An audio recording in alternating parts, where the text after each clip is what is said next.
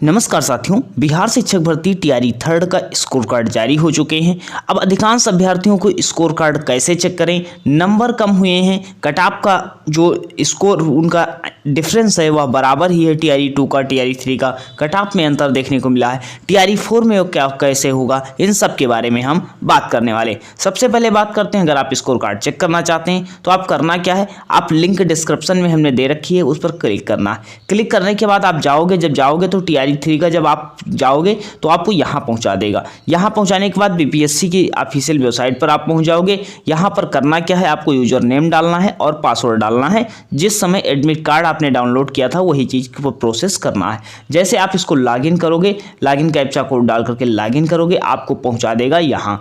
और पहुँचाने के बाद आप नीचे देखोगे, आपका पूरा ऊपर जो नाम वगैरह लिखा होगा, नीचे टीआरई 3 का मार्क्स दिया गया होगा कि आपने कितने नंबर पाए हैं, कितना नंबर रहा है आपका, और आपको कटऑफ पता ही है। अब देखो, सबसे बड़ा प्रश्न यहाँ पर है कि अधिकांश लोगों ने स्कोर कार्ड चेक किए। हमने लोगों से बात की, नंबर उनके देखा कि जैसे उन्होंने मान लो टीआरई 2 भी टीआरई 1 दिया, पीआरटी की अगर बात कर लेते हैं, टीआरई 1 दिया, टीआरई 2 दिया, टीआरई 3 दिया। लोगों के अधिकांश अभ्यर्थियों की भाई टीआरई 1 दिया, टीआरई 2 में सिलेक्शन हो गया। कुछ अभ्यर्थी थे कि टीआरई 2 में नहीं हुआ सिलेक्शन, टीआरई 3 में सिलेक्शन हो गया।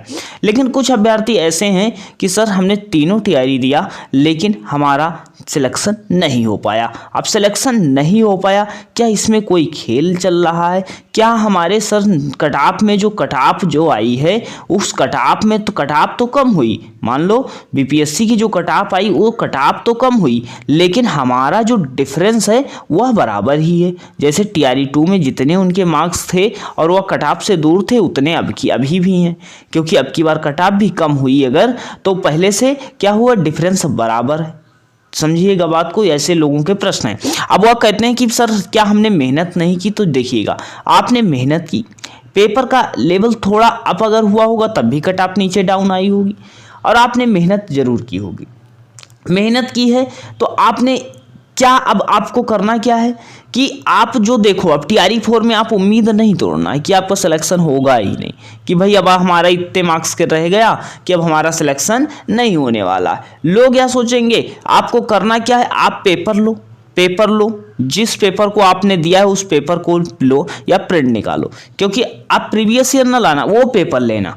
उस पेपर में जितने क्वेश्चन आपके सही हुए हैं उसको अलग पेन से टिक मारो, कितने क्वेश्चन सही हुए, इस क्वेश्चन में क्या हुआ, आप जितने पेपर दिए तीनों पेपर साथ में रखो, टिक लगाओ कि कौन कौन से टॉपिक हमने पढ़े थे, क्या गलती की थी, आखिर किस गलती के कारण कोई सिलेक्शन नहीं हुआ, कि हमारे जीएस सेक्शन में मार्क्स कम आए, कि आपके सब्जेक्ट में मार्क्स कम आए। अगर पीआरटी की बात करते हैं तो पीआरटी वाले ओवरऑल सेक्शन देख सकते हैं कि हमारे जो मार्क्स में है क्या कमी आई, क्या हमारे मैथ रीजनिंग में दिक्कत थी या हमारे जीएस सेक्शन में दिक्कत थी। तो उस आधार पर अपना रिव्यू करना है कि भाई अपना देखो किस आधार पर हमने तैयारी की थी, क्या चीज़ें की थी, क्या एनसीईआरटी से प्रश्न आए हैं, अगर एनसीईआरटी से आए हैं तो अगर हमने एनसीईआरटी पढ़ी थी तो क्या वहाँ से प्रश्न मिले हैं या नहीं मिले हैं, या हमने जिस टीचर से पढ़ा था या जिस टीचर की मैराथन वगैरह देखी थी क्या वहाँ से प्रश्न आए थे या नहीं आए थे। अगर नहीं आए थे तो दोबारा वो चीज़ें करने की ज़रूरत नहीं है, जो भूल हुई है, जो कमी हुई है उसी में क्या करना है, सुधार करना है।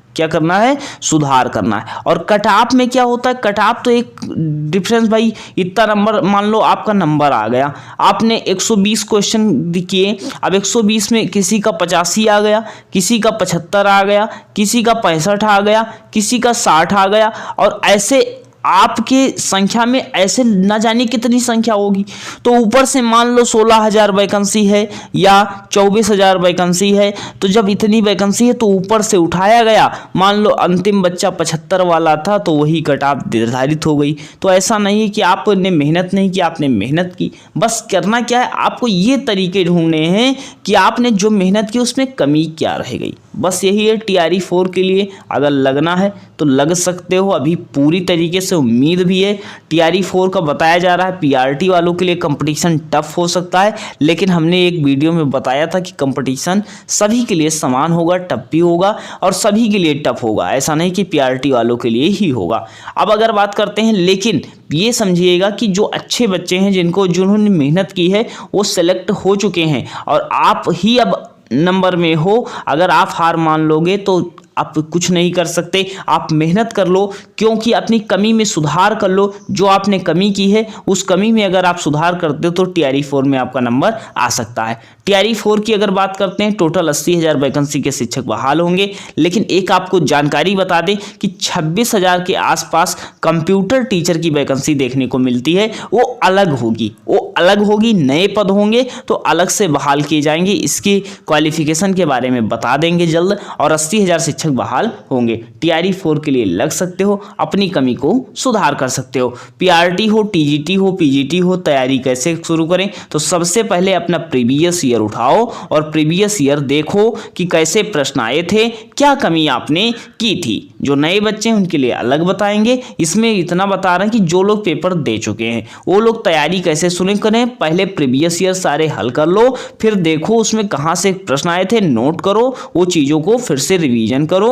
और NCERT से अगर प्रश्न आए हैं, जहाँ से जिस चैप्टर से जिस क्लास के ज़्यादा से NCERT से आए उसको बार बार पढ़ो। यही एक सॉल्यूशन होता है। और प्रीवियस ईयर मोस्ट इंपॉर्टेंट होता है, क्योंकि यहाँ से पता लग जाएगा कैसे प्रश्न पूछे गए हैं। फिलहाल अगर आप टेलीग्राम ज्वाइन करना चाहते हैं ज्वाइन कर लो। यहाँ पर अभी हमने भी लिंक अपलोड कर दिया, यहाँ से आप भी चेक कर सकते हो। अब आपको बताना कि आपके स्कोर का ये सब बुक का सोल्यूशन जो है, न्यू बुक के सोल्यूशन भी हम करवाने वाले हैं जल्द। अब आप अगर बात करते हैं कि अगर आपने स्कोर कार्ड अपना चेक कर लिया है तो आपके कितने मार्क्स थे और आपका कितने मार्क्स से सिलेक्शन हुआ। आपने PRT का एग्जाम दिया था या 6 to 8 का एग्जाम दिया था या TGT का एग्जाम दिया था या PGT का एग्जाम दिया था, जरूर बताइएगा।